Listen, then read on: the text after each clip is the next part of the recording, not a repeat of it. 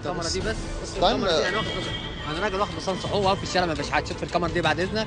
انا مش بقول لك ان انت بتشحت يا استاذه اسمعني يا استاذه بعد اذنك في الكاميرا دي. اسمعني، لو ما عجبكش الكلام. كلام ايه؟ كلام ايه؟ صلي على النبي. انا بقى انت الأول راجل يا محترم. أستاذ. طب اسمعني طيب. اطفي الكاميرا. بص دي بص، انا راجل واخد لو ما عجبكش الفيديو همسحه والله. فيديو ايه؟ طيب فيديو ايه؟ انا برنامج ماشي. انا مسابقات. انا مسابقات ايه؟ بص صلي على النبي. تابع ايه طيب؟ هشرح لك طيب. ما انت مش مديني فرصه. اتفضل اشرح. اتفضل هشرح لك الموضوع. بص اتفضل. روح انت خليت الناس تتفرج علينا. ماشي اتفضل. عيب. اتفضل. بص انا اسمي رامي كمال، بعمل برنامج اسمه صانع السعاده.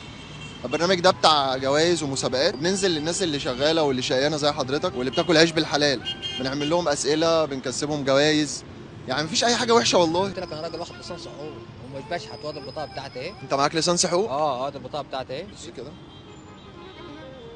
اسم حضرتك ايه؟ استاذ ناصر؟ فما ينفعش الدخله دي يا باشا، يعني احنا ناس متعلمين، ما ينفعش الدخله دي.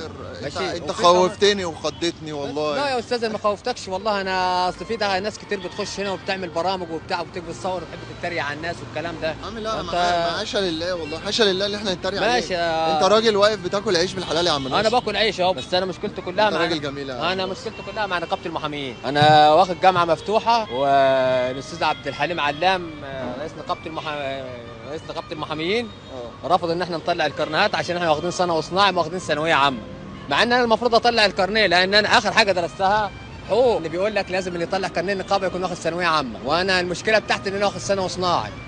طب انا اخر حاجه درستها القانون صح؟ اخر حاجه درست ليسانس حقوق، يعني سيبنا من اللي انا درست الاول. انا درست 4 سنين في كليه حقوق واجتهدت وخدت الليسانس، وكان حلمي ان انا ابقى محامي من صغري، بس الظروف بقى في الاعدادي ان انا ما كانش فيه امكانيات مثلا، يعني كانت الظروف على قد الواحد. لما ظروفه اتحسنت كملت وخدت الكليه، وجاء دلوقتي الاستاذ عبد الحليم علام اللي هو رئيس نقابه المحاميين رفض ان احنا نطلع الكارنيهات. دي المشكله كلها بتاعتي، فانا اضطريت ان انا اشتغل بطاطا، مش عايز اشتغل اي حاجه غير محامي، ده حلمي. لو ما حققتش حلمي انا اقف ببيع بطاطا. طبعا ناس كتير بتيجي تسالني، يعني تتكلم معايا كده، تلاقيني راجل متعلم بيقول لي طب انت راجل متعلم باين عليك. بقول له انا واخد لسان صحوبي. يستعجب ازاي انت واخد لسان صحوبي بتبيع بطاطا؟ قلت له انا كان حلمي ان انا ابقى محامي ودرست فعلا واتخرجت وما حققتش حلمي. حتى انت لو بصيت على نقابه الفنانين هتلاقي مثلا زي حسن شاكوش وحمو بيكا والناس دي برضه مش راضيين يضموها للنقابه، فاهم؟ فاحنا مش زي الناس دي، احنا درسنا قانون، يعني احنا ما بنغنيش مهرجانات ولا بنعمل اي حاجه، احنا ناس درسنا القانون، درست قانون 4 سنين يا باشا. انت ما ينفعش تقارن نفسك بالناس. ما انا بتكلم في كده، ما هم اللي بيقارنونا دلوقتي بيهم، يعني هي النقابات، قانون النقابات في مصر بيقارننا بالناس دي دلوقتي، يعني بيقارننا بحمو بيكا وحسن شاكوش. احنا ما بنغنيش مهرجانات ولا بنعمل اي حاجه، احنا ناس درسنا قانون. يا ريت يا استاذ عبد الحليم علام تنظر لنا بس بعين العطف، وادي كل حكايتي. وانا اسف على الحوار اللي حصل معايا. انا اللي بعتذر لك والله يا استاذ. لا انا اسف على الحوار اللي حصل معايا في البرنامج. انت عندك ولاد يا عم ناصر؟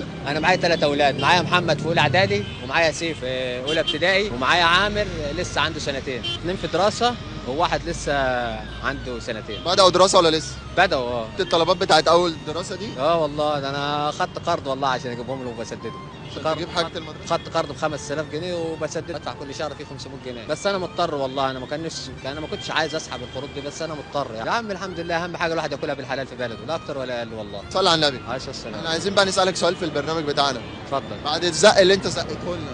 يا عم انا اسف والله، ما خدتش بالي، انا اسف والله. لا ولا يهمك ولا يهمك. البطاطا دلوقتي يا عم ناصر بتاخد وقت قد ايه في الفرن قبل ما تستوي؟ يعني ممكن تاخد لها ساعه ونص.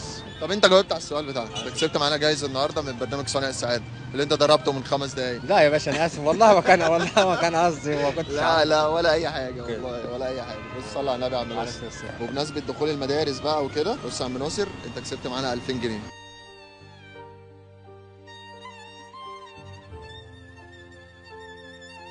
والله ربنا اللي يعلم ان هم جم في وقت، يعني انا محتاج فيهم بجد والله بجد. انا مش عارف اقول لكم ايه. ولا اي حاجه والله العظيم بجد. كفايه الضحكه الحلوه دي. الله يكرمك يا باشا. ده يعني جم في وقتهم. والله بجد جم في وقتهم بجد. ربنا يوسع عليك. اللهم امين. محتاج مني اي حاجه؟ الله يخليك والله. الله يكرمك. الله يبارك. انا اتشرفت بيك يا باشا. حبيبي يا عم ناصر حبيبي. يلا اشوفك على خير ان شاء الله. خلاص يا جماعه، انا وعم ناصر بقينا حبايب. موافق ان احنا نذيع الحلقه؟ موافق يا باشا. نذيع يا باشا نذيع. يلا بينا. عايز حاجه؟ الله يخليك حبيبي يا عم ناصر. يلا سلام عليكم.